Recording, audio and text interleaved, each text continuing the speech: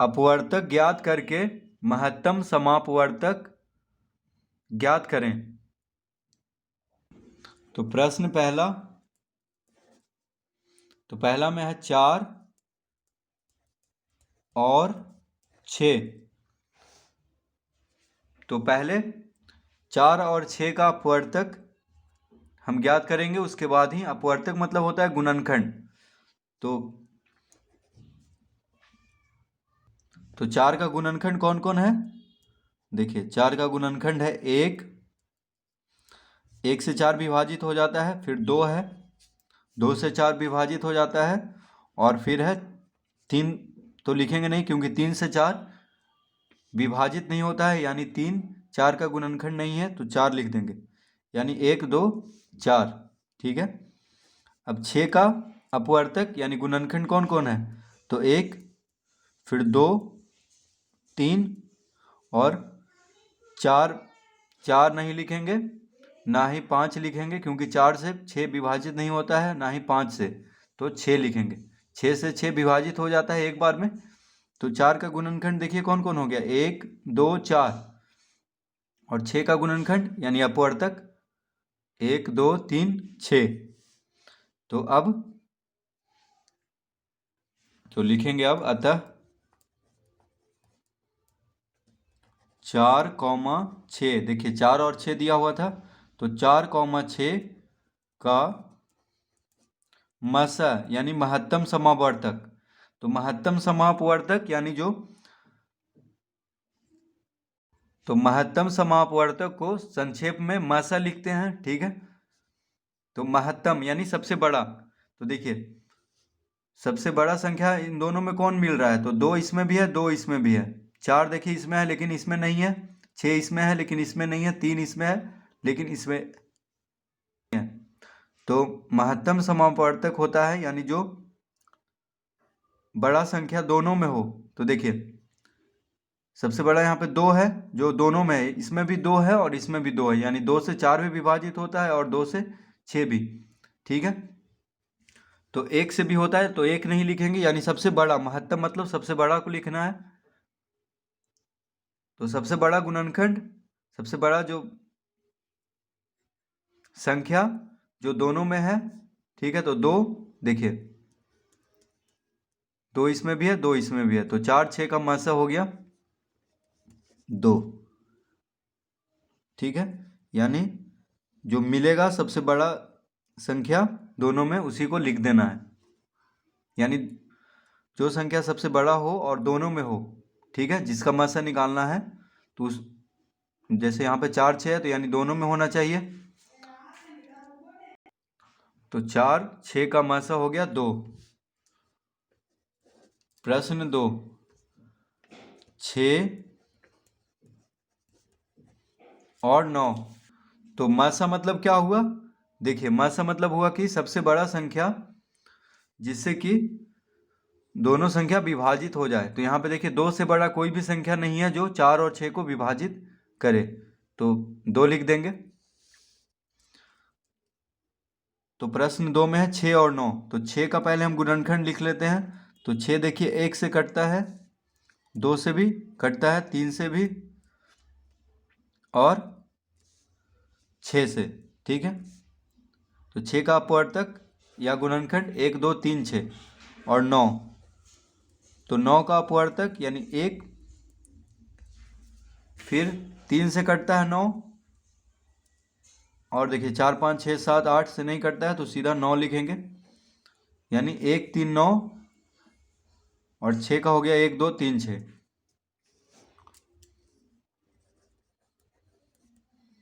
लिखेंगे अतः 6,9 का मसा यानी महत्तम समापवर्तक। तो जो सबसे बड़ा संख्या दोनों में है कौन है? देखिए 3, 3 इसमें भी है और 3 इसमें भी है। ठीक है। तो उसी को लिखेंगे। तो 6 9 का मसा कौन हो गया? 3, यानी 3 से बड़ा कोई भी संख्या नहीं है जो 6 और 9 दोनों को विभाजित कर दे। ठीक है। तो सबसे बड़ा संख्या को लिख देना है जो दोनों में हो, दोनों के गुणनखंड में हो। प्रश्न 3,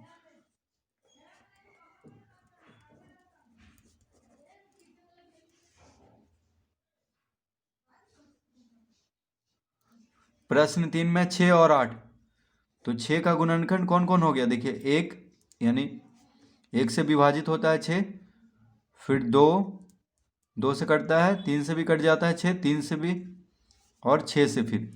ठीक है, तो 6 का गुणनखंड हो गया 1 2 3 6। अब 8, तो 8 देखिए 1 से विभाजित होता है 2 से, फिर 4 से, 4 दूना 8, और फिर 8 से, 8 गुना 8 एकम 8, यानी 8 गुना 1 8। तो अब लिखेंगे अतः 6,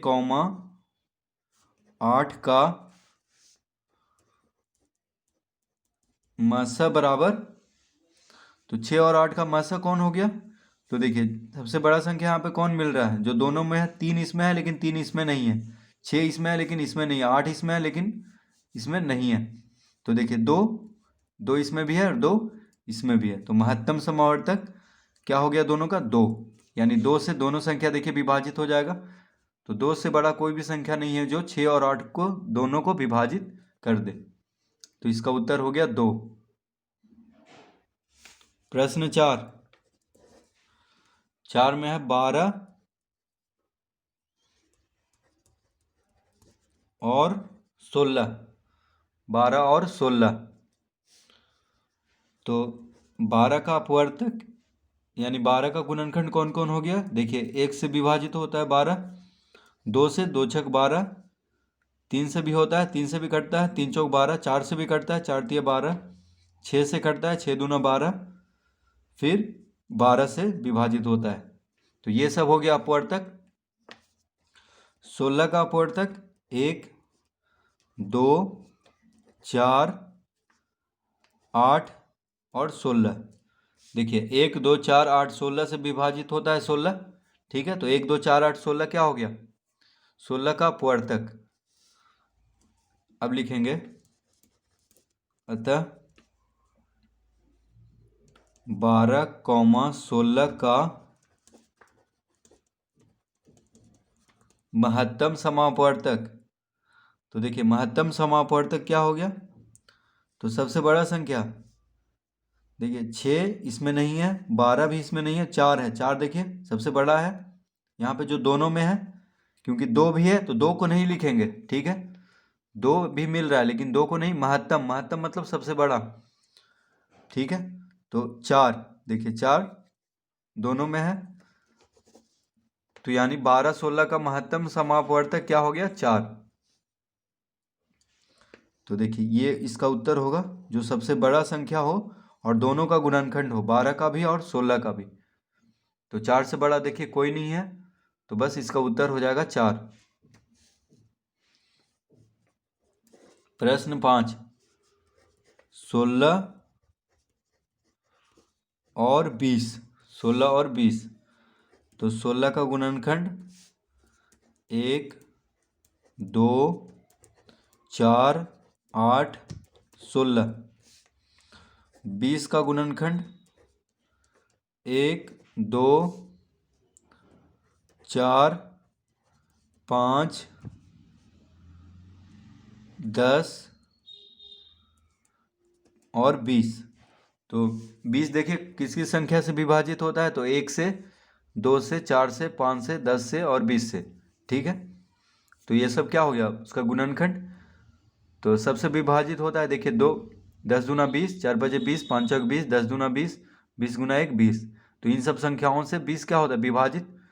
और 16 ये सब संख्याओं से विभाजित होता है, तो ये सब अपवर्तक हो गया। अब लिखेंगे अतः 16, 20 का मासा। तो 16 20 का मासा हो गया। देखिए सबसे बड़ा संख्या जो दोनों में हो तो कौन है? तो 4। ठीक है, 2 भी है लेकिन 2 को नहीं लिखेंगे, सबसे बड़ा संख्या यहाँ पे 4 ही है जो दोनों में है, दोनों का गुणनखंड है, तो 4 लिख देंगे। यानी महत्तम समापवर्तक क्या हो गया? 16 20 का 4।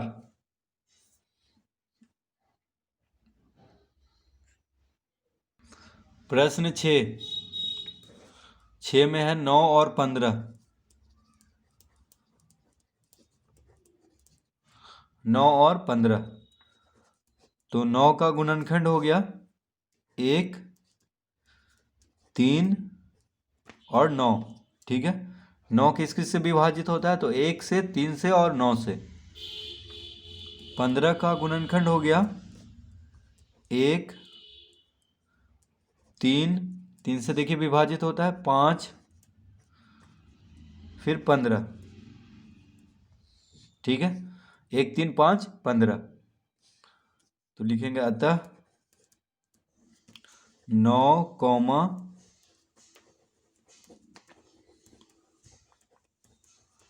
9,15 का महत्तम समअपवर्तक। तो दोनों में कौन है जो, दोनों में संख्या जो सबसे बड़ा हो और दोनों में हो, तो 3 है। देखिए 3 इसमें भी है, इसके गुणनखंड, यानी 3 से 9 भी विभाजित होता है और 3 से 15 भी। तो इसका उत्तर हो जाएगा 3। तो 9, 15 का महत्तम समापवर्तक हो गया 3।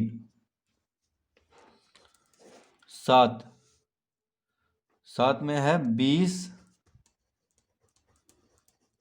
और 30। तो 20 का गुणनखंड 1, यानी 20 का अपवर्तक 1, 2, 4, 5, 10, 20। तो 20 देखिए 1, 2, 4, 5,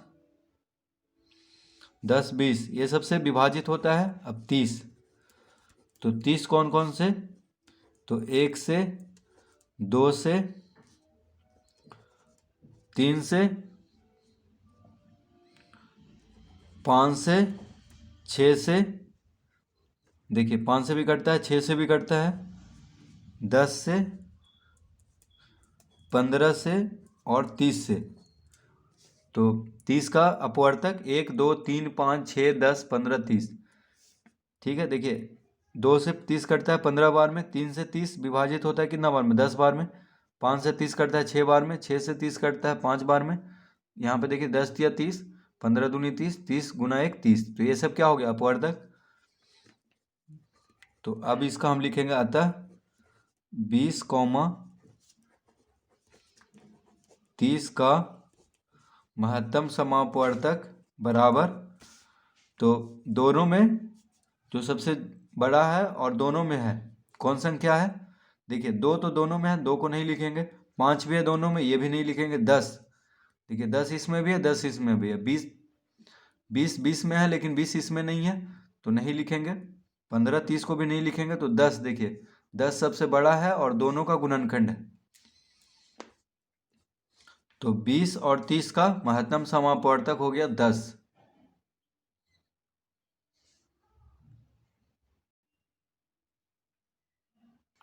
प्रश्न 8। 8 में है 5 और 6। 5 और 6 का महत्तम समापवर्तक निकालना है। तो 5 का गुणनखंड देखिए 1 और कौन है? 5। तो 1 से विभाजित होता है 5 और 5 से, और कोई संख्या से नहीं। ठीक है, 6 का हो गया गुणनखंड 1, 2, 3 और 6। ठीक है, तो 6 देखिए 1 से विभाजित होता है 2 से, 3 से और 6 से। ठीक है, 5 सिर्फ 1 और अपने आप से विभाजित होता है, यानी 5 क्या हो गया? अभाज्य संख्या। तभी देखिए 1 से और 5 से अपने आप से, यानी 1 से और अपने आप से जो विभाजित हो उसको क्या कहते हैं? अभाज्य संख्या। ठीक है, तो यहाँ पे क्या मिल रहा है दोनों में? तो देखिए 5 तो है नहीं, तो 1 ही मिल रहा है। तो इन दोनों का महत्तम समापवर्तक हो गया 1। अतः 5, 6 का महत्तम समापवर्तक बराबर 1। जो मिलेगा उसी को लिखना है। ठीक है, दोनों के गुणनखंड में 1 ही है। ठीक है, जो सबसे बड़ा भी है या सबसे छोटा जो भी। तो 1 के अलावा देखिए और कोई बड़ा संख्या नहीं है जो दोनों में है। तो 1 क्या हो गया? महत्तम समापवर्तक 5 और 6 का, क्योंकि 1 से ही दोनों विभाजित होता है। ठीक है, 5 और 6। तो 5 और 6 का महत्तम समापवर्तक हो गया 1।